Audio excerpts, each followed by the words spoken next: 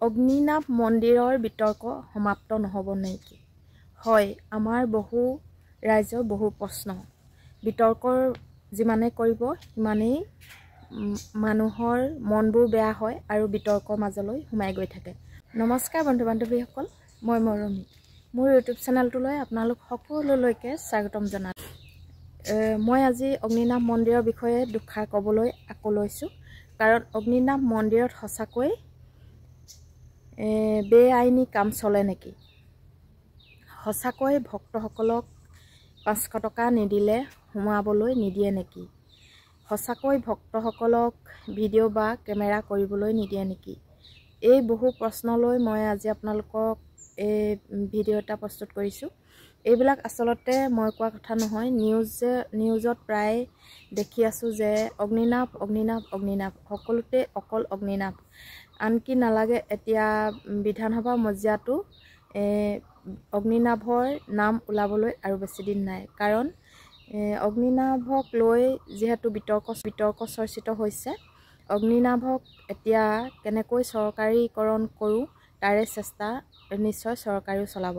কাৰণ নামঘৰ, মন্দিৰ, মছজিদ তেনেকুৱা সকলো চৰকাৰীকৰণ হ'লে তেওঁলোকৰ এটা পুঁজি, ব্যয়বহুল পুঁজি তেওঁলোকে কৰিবলৈ সক্ষম হয় আৰু সেই পুঁজিৰে তেওঁলোকে ৰাজহুৱা কাম চলাবলৈ সুবিধা পায়। সেই হেতুকে অগ্নিনাভ স্বত্বাধিকাৰী বাইদেউ শিখা মজিন্দদাৰ, তেওঁ যিহেতু বহুত টকাৰ মালিক হৈছে বুলি ইতিমধ্যে নিউজে পত্ৰই গোটেই ভাইৰেল হৈ আছে আৰু বিতৰ্কৰ মাজলৈ যিহেতু সোমাই আছে, শুদ্ধ পথত সত্য পথত আচলতে টকা উপাৰ্জন কৰিলে কোনো কাকো একো ক'ব নোৱাৰে, সেইটো কথা সকলোৱে জানে। কিন্তু মিছলীয়া প্ৰলোভন দি আচলতে টকা ঘটা কিবা এটা নিশ্চয় গোন্ধ পাইছে ৰাইজে, সেই হেতুকে ইমান বিতৰ্ক হৈছে। আচলতে যিকোনো ভাল আৰু বেয়া দুটা দিশ থাকেই। ভাল দিশত মানুহৰ বহুত কথা শুনিব লগা হয়, যিহেতু ভাল কাম কৰিলে মানুহে নানা ধৰণৰ নানা কথা উলিয়াবলৈ চেষ্টা কৰে। আমিও পোনপ্ৰথমতেই সেনেকৈ বুলি ভাবি আছোঁ। কিন্তু আমি যদি শিৱসাগৰ কোনোবা দিন অগ্নিনাভ মন্দিৰত গৈ উপস্থিত হওঁ, নিশ্চয় তেতিয়াহে সত্যটো প্ৰমাণিত কৰিব পাৰিম। কাৰণ নিজ চকুৰে দেখা আৰু আনৰ মুখেৰে বা আনৰ কথা শুনি প্ৰকৃততে ভুল শুদ্ধ বা সেইটো বিচাৰ কৰাটো ভুল।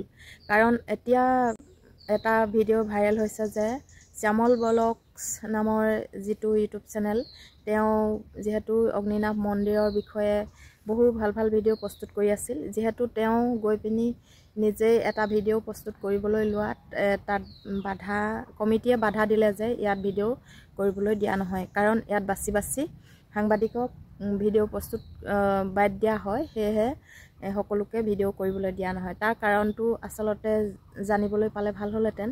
কি কাৰণে ভিডিঅ' কৰিবলৈ নিদিয়ে, নে গোপন কথা কিছু ভিডিঅ' যোগেৰে ওলাই যাব বুলি শিখা বাইদেৱে সেইটো কমিটিক ধৰা বন্ধা কৰি দি থৈছে নেকি? সেই হেতুকে কমিটি মানুহে বেলেগক ভিডিঅ' কৰিবলৈ নিদিয়ে নে আন কিবা কাৰণ?